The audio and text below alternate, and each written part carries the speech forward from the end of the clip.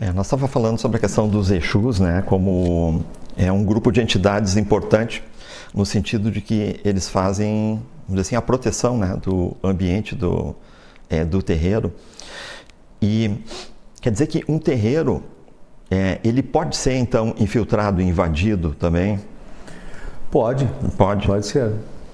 Se tiver um médium lá dentro, por exemplo, que não esteja, por exemplo, com um trabalho pessoal alinhado para poder receber a atenção ou o interesse de uma entidade do lado de lá de trabalhar com ele, se ele tem essa frequência desalinhada, eu entendo que uma entidade de um calibre, vamos dizer assim, positivo, não vai querer trabalhar com um médium que é desqualificado internamente.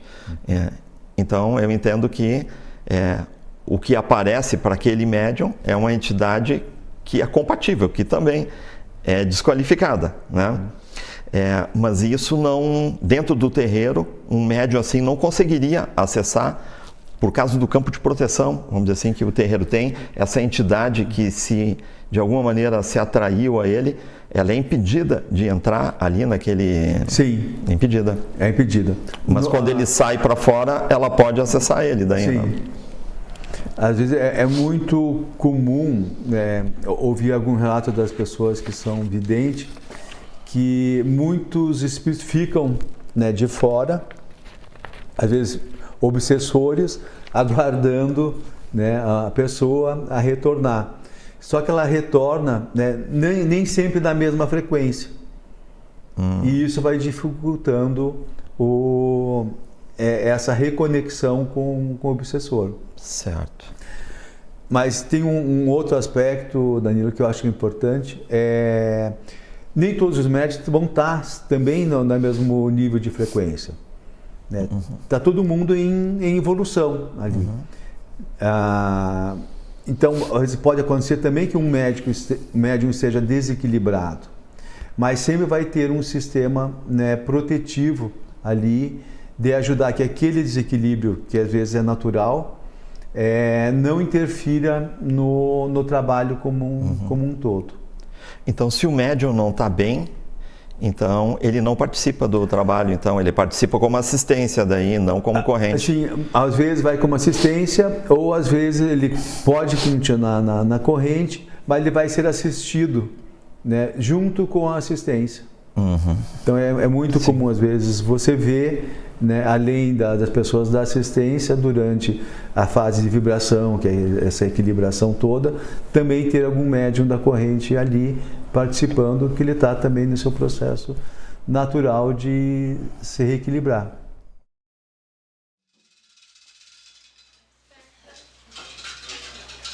Filho de Oxóssi.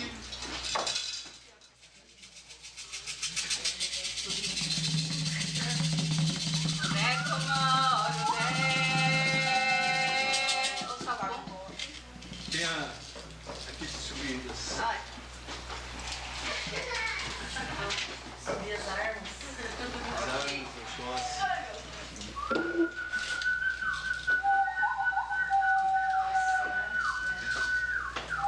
Você vai lá também?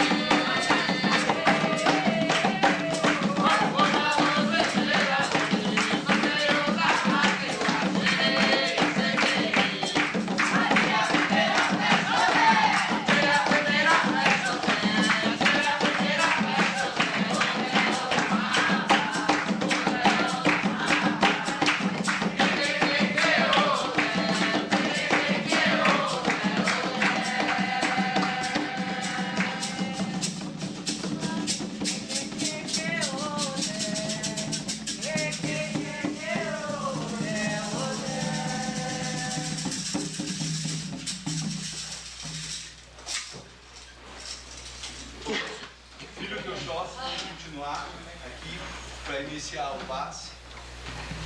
Depois, se precisar de mais alguém,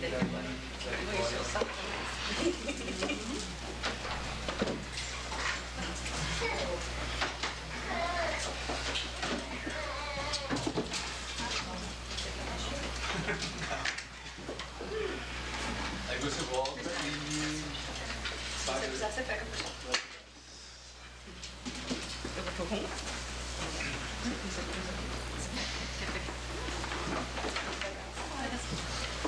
Tá bom, Xóssi? Salve, Caboclo Araribóia. Salve, Caboclo Tupinambá. Salve, Caboclo Jurema. Salve, Deus Sete Flechas. Salve todos os caboclos do Xóssi. O Xóssi depois do Araribóia ou Xóssi do Araribóia? então vai. Chama, seu Araribóia. Caboclo Araribóia nasceu no Jardim das Oliveiras. Caboclo Araribóia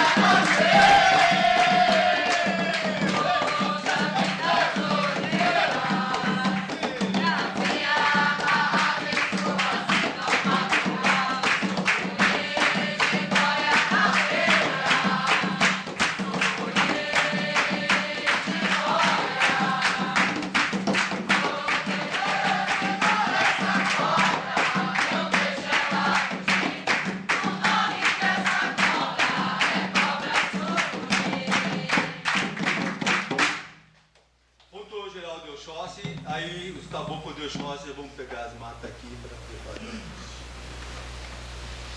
Entendeu?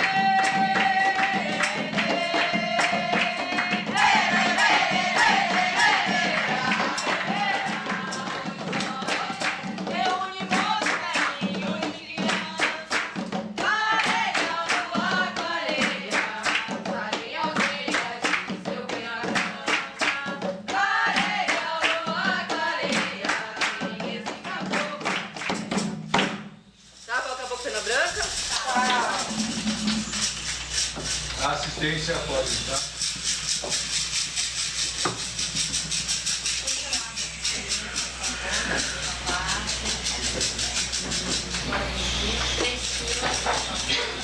Senhor das matas,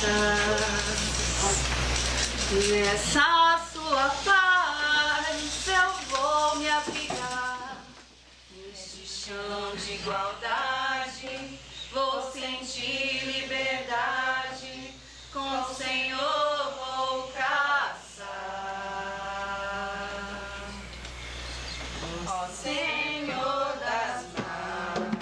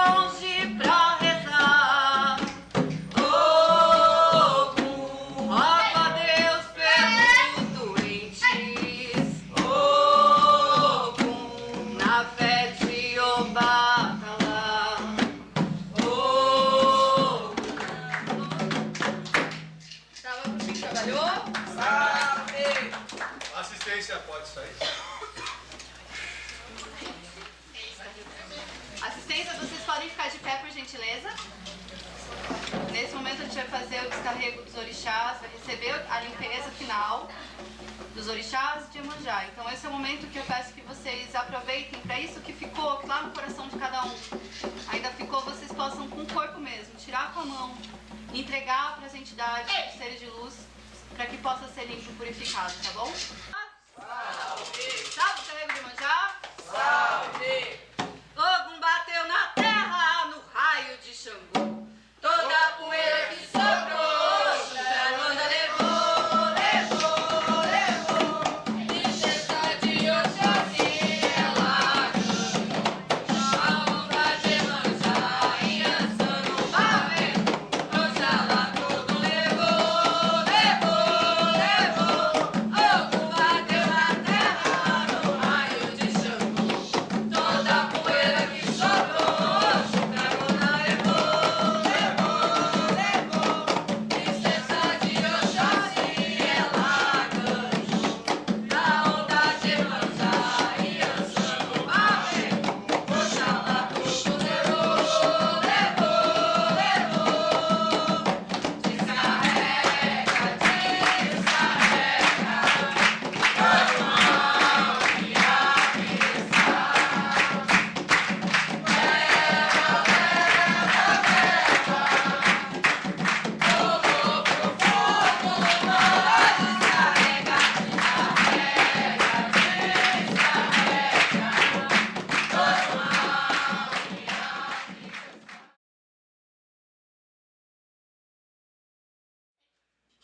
Galo cantou, tá chegando a hora, Oxalá tá lixado.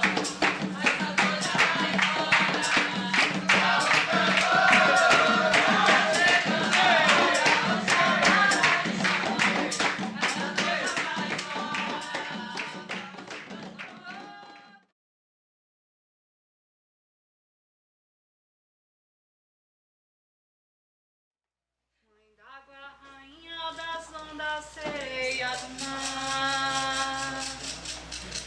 Mãe d'água, seu canto é bonito quando tem luar. Mãe d'água, rainha das ondas, sereia do mar. Mãe d'água, seu canto é bonito quando tem luar.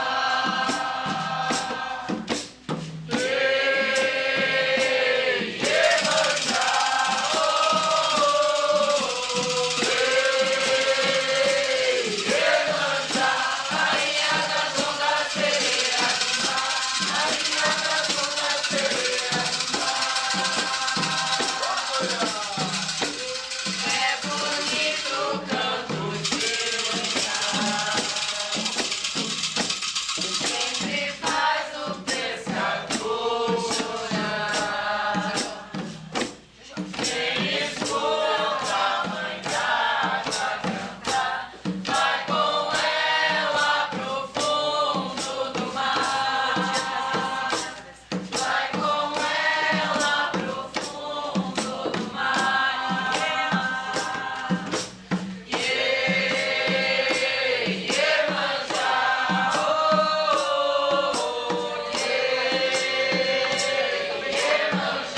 Rainha das ondas, sereia do mar.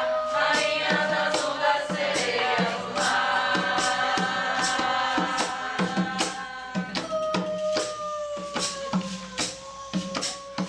Eu fiz um pedido.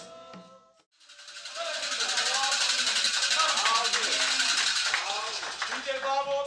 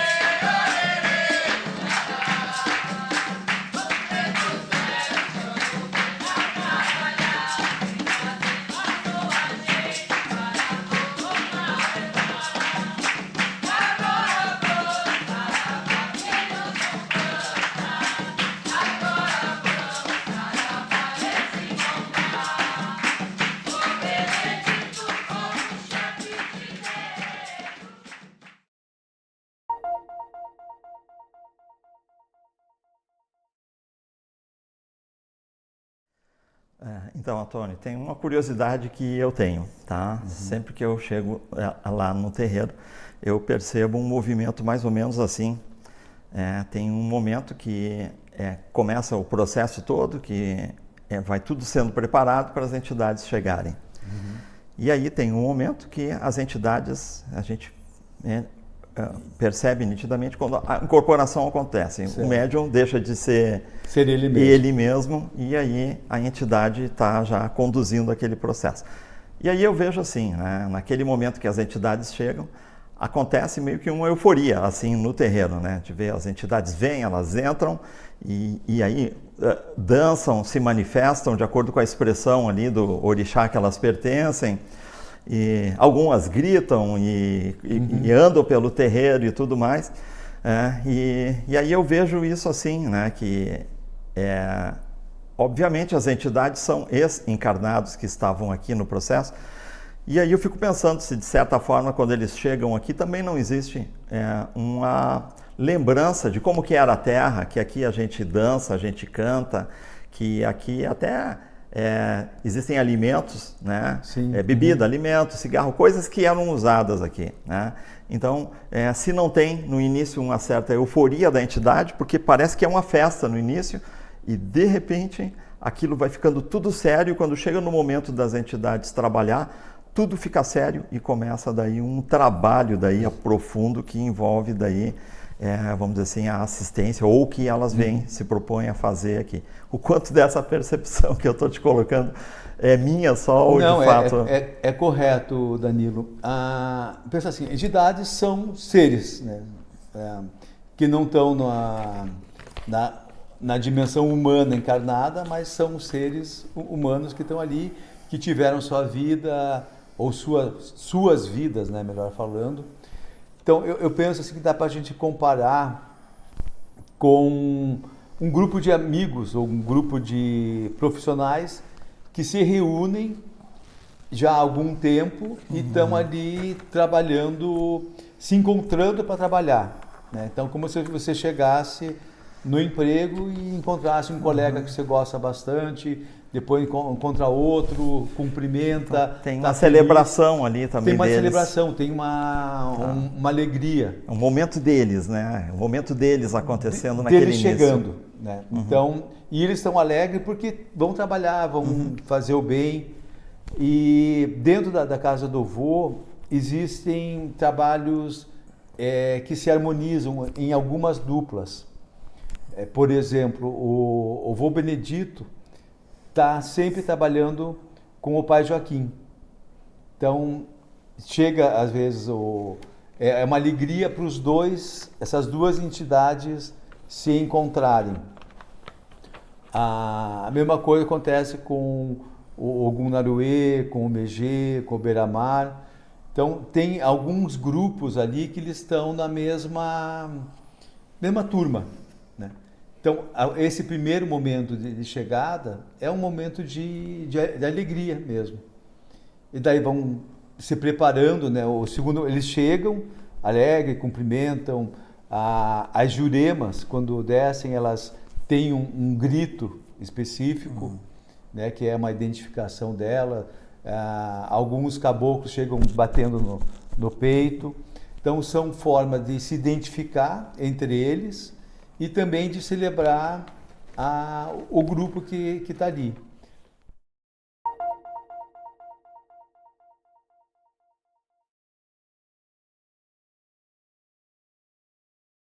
Eles vão preparar o ambiente para o trabalho, vão riscar o ponto, vão usar os elementos. Então, tem alguns elementos que são característicos, né? O Preto Velho gosta de tomar café, às vezes ele gosta de uma rapadura, de um doce de abóbora, de amendoim, um bolo de fubá, que são coisas que lembram a época da senzala e que trazem um bem-estar, né, para a pessoa. Então é como se fosse um arquétipo, né, que tem aqueles elementos que se manifestam. Seja através da comida, da bebida, ou de algum outro tipo de artefato, né, que é característico daquela falange, né? Os ciganos são, digamos assim, emblematicamente, o grupo de entidades com mais elementos diversos, assim. Então, a uva, o vinho, o suco de uva, alguns elementos do uso do baralho, os lenços, o pandeiro. Então, tem algumas coisas que são características daquele tipo de grupo, né, de entidades, mas também se transformam em elementos de trabalho. Então, por exemplo, o uso do cigarro, do charuto, ele tem uma lembrança, né, da época da Terra, né, enquanto estavam encarnados, mas também tem um elemento que o tabaco ele tem um efeito magístico no uso para tirar as larvas astrais da pessoa, para fazer uma limpeza, né, como um elemento de defumação. Então, esses elementos não são só apenas, digamos, um aspecto que remete ao arquétipo, mas também remete como um elemento de trabalho da entidade dentro do escopo que ela usa, né? Então, os orientais não vão usar tabaco, vão usar incenso. Tá. Mas então quando eles estão usando, por exemplo, quando vem uma entidade, um médium lá na assistência, eu estou lá, ele se aproxima de mim e aí ele está com um charuto e ele sopra a fumaça em mim. Então aquela fumaça está fazendo, na verdade, alguma coisa. Ele está usando a fumaça como um instrumento que está amalgamando, vamos dizer assim, com miasmas e coisas para facilitar o trabalho que o trabalho dele de limpeza, de ajustar a tua frequência. A mesma coisa se for uma bebida alcoólica, alguma coisa que muitas vezes a gente vê que eles sopram também, né? Ou batem pedras, assim. Isso. Ou usam ramo com água, com alguma coisa, né? Ramo de arruda. Isso. Tá, vejo. Uma erva, né? Um elemento assim também, ou para benzer, para te limpar. Então são elementos que têm a ver com esse arquétipo da entidade, mas são elementos de trabalho também dela. Perfeito. Tá, é que muitas vezes as pessoas não conseguem entender, né? Por que tem que ter esses elementos físicos, né? Dentro nas oferendas que a gente vê e tudo. E quando tem uma oferenda, por exemplo, no altar, muitas vezes nós estamos lá e tem, vamos dizer assim, algum tipo de alimento, de fruta que foi colocado no altar. E depois aquilo é oferecido daí para a assistência. Então quer dizer que aquilo foi impregnado com algum tipo de vibração próprio daquela falange que está sendo feita a oferenda. Então, né, no caso dos ciganos, que tem uva, tem morango, tem um suco, tem um pão doce, são elementos que eles usam, né, dentro da tradição deles. Então, a oferenda é um reconhecimento, né, que a gente tem, né, com relação a esse processo, né, que eles trazem para a gente, de alguma forma, um tipo de alimento que, numa transposição, é um elemento, um alimento espiritual, mas que a gente oferece materialmente porque sabe que isso tem uma referência dentro daquela frequência que eles trabalham. Então, quando eles oferecem aquilo para nós lá e nós consumimos, então nós temos também se alimentando também há uma vibração. Então, eles recebem aquele alimento, recebem entre aspas, eles fazem uma vibração, né, vão lá e põem a mão, ou fazem algum outro gesto com relação para abençoar aquilo, e aquela energia, né, aquele axé que a gente fala, é compartilhado com a assistência e com a corrente. E uma parte fica lá celebrando eles. Né? De certa forma, no universo, tudo tem um elemento de troca. Né? A gente recebe uma bênção e a gente é grato oferecendo também aquilo que a pessoa gosta ou tem como preferência dentro daquele arquétipo. O que eu acho que é mais importante assim é o quanto de sagrado, o quanto de magística, né, que a gente não sabe exatamente como que funciona, mas está existindo ali nesse momento. A mesma coisa, por exemplo, na Igreja Católica, quando tem a comunhão, né, ali tem um processo também de você pegar aquele pedaço da hóstia, né, de farinha, né, e tem um processo que você tentar levar consigo aquela energia. Do ambiente, né? A ideia é essa, então. E eu estou falando da hóstia porque não é exclusivo isso, né, da Umbanda, esse processo de oferta de flores. A gente vê muito na Índia, em diversas culturas. Quando eu era criança, eu lembro que eu gostava de ir no cemitério no dia de finados para ver os túmulos dos japoneses que tinha comida lá. Eles ofereciam um jantar, algo que aquele ente querido gostava. Tu não beliscava daí as comidas deles, né? Não, porque não me deixavam. Né? Mas dava vontade, dava. Como criança, né? Assim, curioso.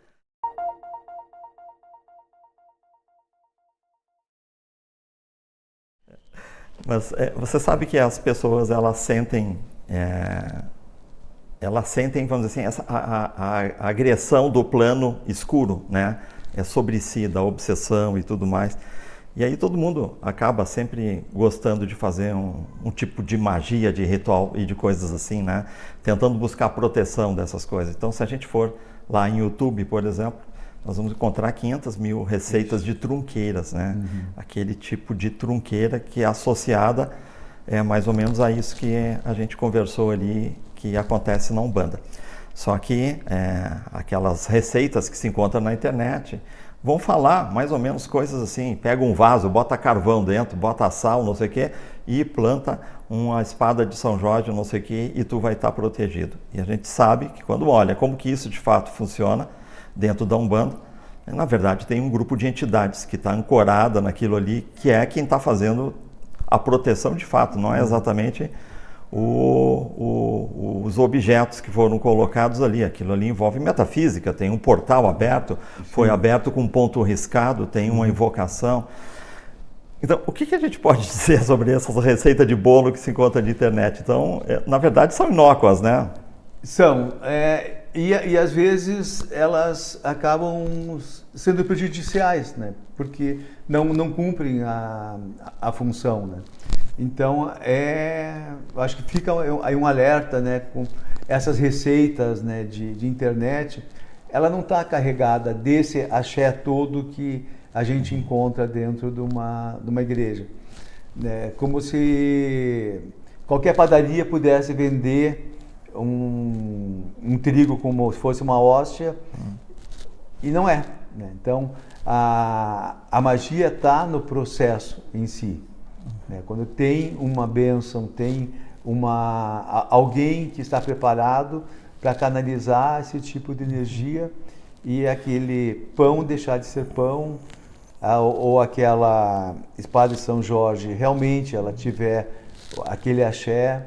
Não que não exista uma certa capacidade da própria pessoa também, né, com a sua intenção, com a sua fé, com a sua oração, conseguir ter elementos que possam servir como proteção. Né? Eu acredito que também tem essa capacidade individual, mas não dessa forma como está se banalizando, né? Todo um conceito ritualístico, teológico, que está dentro dessa visão de se ter uma proteção na tua casa. Inclusive, né, uma trunqueira não é para ter em casa. Mas não tem uma necessidade disso. Né? Se está morando ali, você não está fazendo um trabalho espiritual, não está lidando com energias. Né? É uma outra história. Mas de qualquer maneira, né, você você teria que ter um apoio político, vamos dizer assim, das entidades para elas desenvolverem algum tipo de papel, vamos dizer assim, de proteção militar, vamos dizer assim, para aquela pessoa. A pessoa teria que ter uma intimidade com a entidade, né, para justificar uma função. Uma função. Uhum. Tá, entendi. Entendeu? Sim. Então a gente... Importante saber disso, né? Se você está na tua casa, você não precisa estar armado, né? Comprar metralhadoras, comprar esse tipo todo de coisa que se você está num ambiente de guerra. Né? Então, num terreiro justifica, né, esse tipo de trabalho mais específico e tal. Como você vai no hospital. Você vai entrar na UTI, você tem que estar todo paramentado, né, uma série de cuidados de higienização, porque você vai entrar num ambiente com pessoas vulneráveis ali. Então você tem que estar bem. Mas na tua casa não precisa se esterilizar. Sim. E vestir um avental para entrar na tua sala.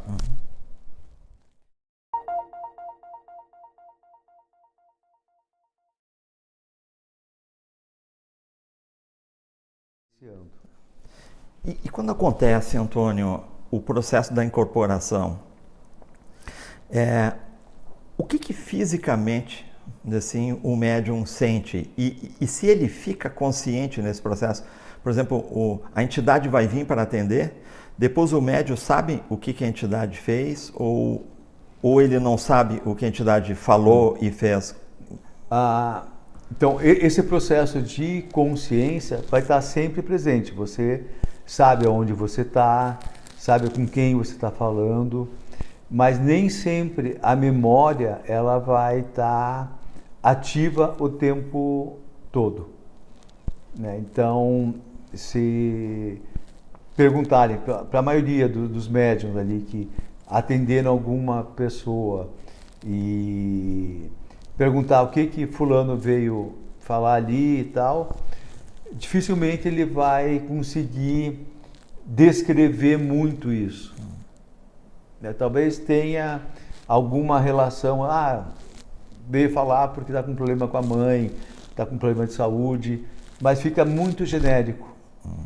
Então tem uma proteção, né, para a gente em termos de memória, para não carregar esse problema com a gente. Entendi. Mas você não perde a consciência. E dentro desse processo que os médios começam a atender a assistência, o que eles vão fazer fica na decisão daquilo que a gente pudesse dizer que é a lei do merecimento da pessoa que está lá e o nível de necessidade e mais a possibilidade da entidade de fazer ou não fazer determinadas coisas. É mais ou menos isso, porque na verdade é um trabalho que ele é feito de forma individual, mas é num coletivo, né?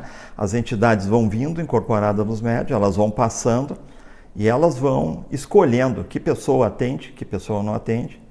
E o que é que tem que atender também, você fica sem saber o que é que foi atendido ali.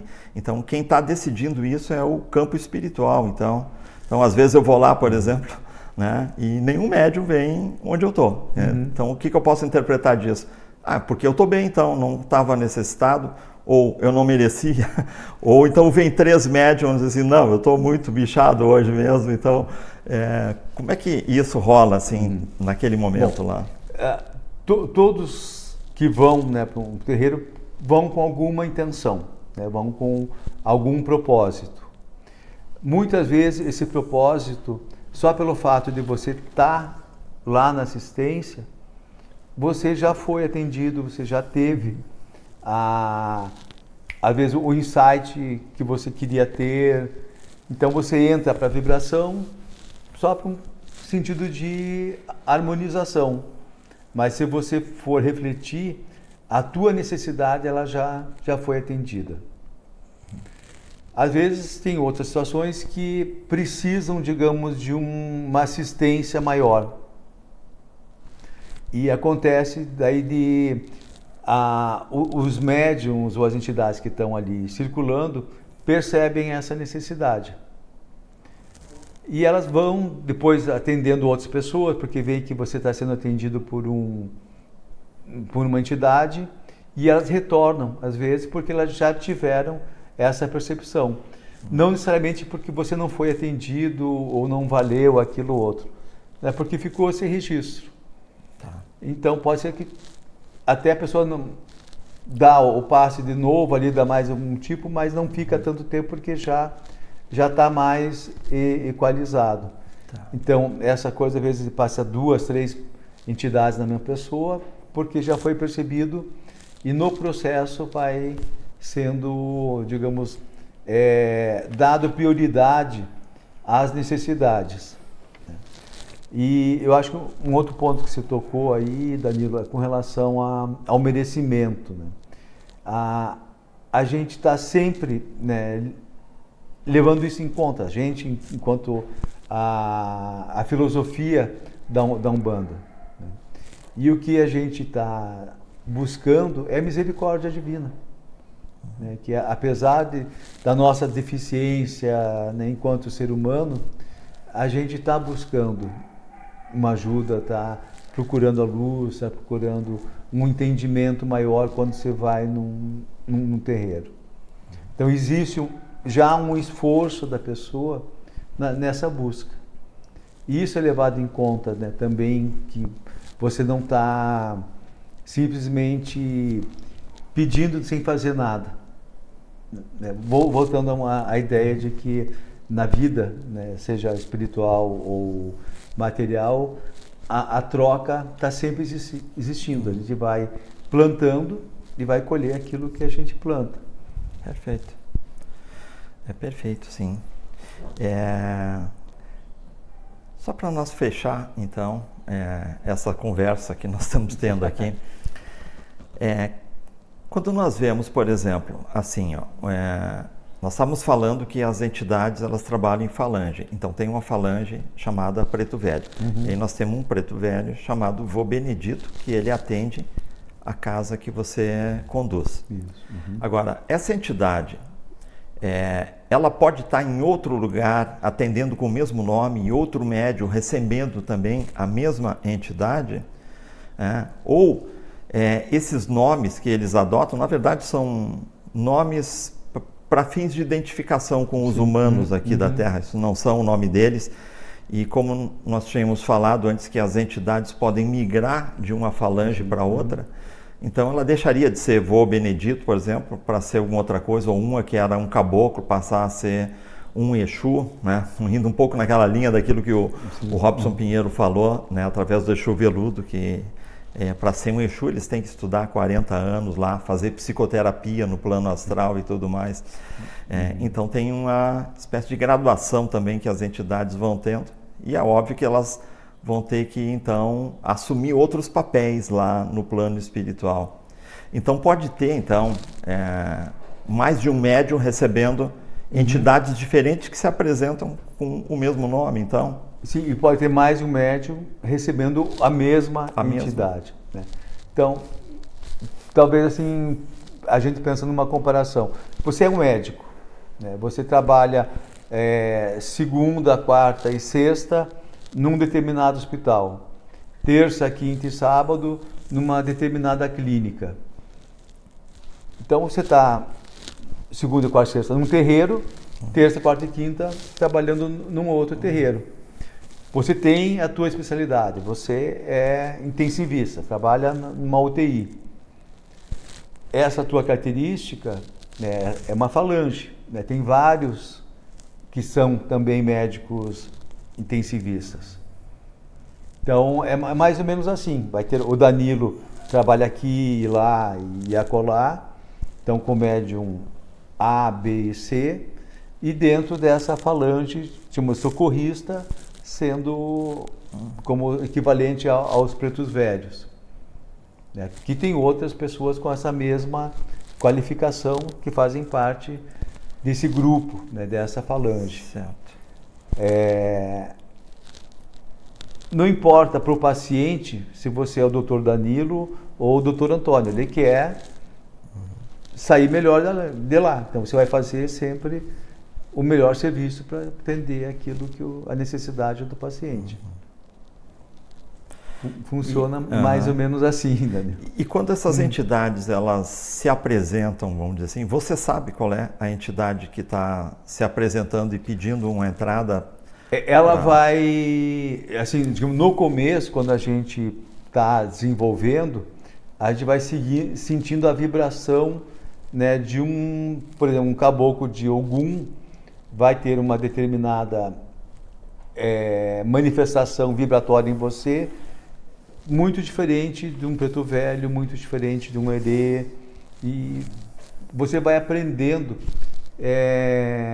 como se fosse uma nota musical, né? Um é dó, outro é ré, outro é mi, e você sente dentro de você a nível sutil, né? Como que é a frequência de cada um. A identificação deles daí cai nesse processo, como você falou, né, de um nome, né? Você pega como Pai Joaquim, Vô Benedito, Pai João, não importa tanto, mas você sabe que são entidades diferentes. Perfeito. Então, eu não sei se tu queria alguma coisa a mais que tu acha que seja importante para quem assiste, para entender alguma coisa a mais, Antônio, que tu queira... Eu acho que isso que você comentou ainda, falou da questão dos Exus, né? Como eles exigem tanta especialidade porque eles passaram e entendem essas paixões humanas, né, de uma forma tão profunda, né, que realmente requer, né, digamos, seriam entidades de muita luz, de muito conhecimento e de muita capacidade de lidar com toda a condição de dificuldade que o ser humano encontra, né, nesse plano. Então, realmente, eles são pessoas, entidades muito, muito, muito evoluídas, né? Essa demonização que houve, né, é um erro do passado. Sim. Como vários outros erros que aconteceram. E uma falta de estudo também, né, Antônio? Falta de conhecimento. Conhecimento daí para entender como que esse processo é todo. Mas tá bom, gente, foi muito legal, acho, essa conversa contigo aqui. Imagine, obrigado. Eu te agradeço estar aqui comigo. Tô feliz.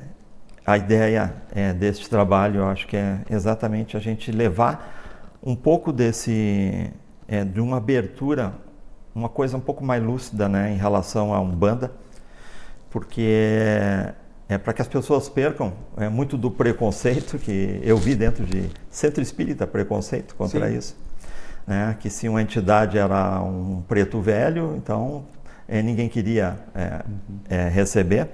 E, no entanto, as outras entidades que estavam se apresentando eram um preto velho, só que botavam uma jaquetinha branca para dizer que eram outras. Ou um sotaque alemão. Um sotaque diferente, né? A gente encerra por aqui, então. Foi uma excelente conversa e espero que isso seja, assim como está sendo bom para nós aqui, possa ter isso ir adiante e ser bom para outras pessoas também. Então, muito obrigado, Antônio. Obrigado, Anito. Estou à disposição.